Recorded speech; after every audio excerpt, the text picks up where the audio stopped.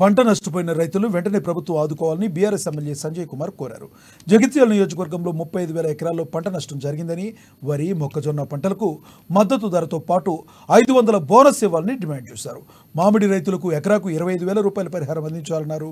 రైతు బంధువుతో పాటు చివరి ఆయకట్టుకు సాగునీరు అందించాలని సూచించారు. జగిత్యాల సభలో రాహుల్ గాంధీ, జీవన్ రెడ్డి రైతులకు ఇచ్చిన హామీలు తక్షణమే నెరవేర్చాలని ఎమ్మెల్యే సంజయ్ కుమార్ తెలిపారు.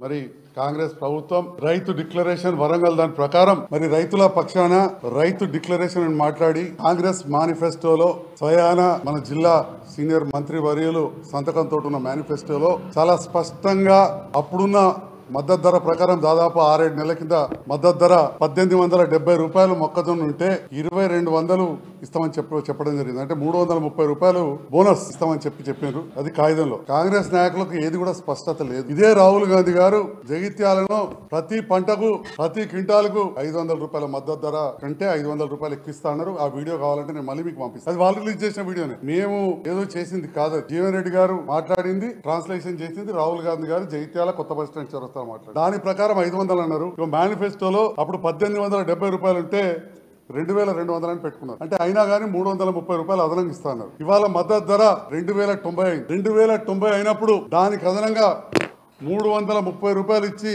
మీరు ఖచ్చితంగా 2420 రూపాయలకు మక్కల క్వింటాల్ చొప్పున కొనాలని చెప్పి మీకు ఈ సందర్భంగా రైతుల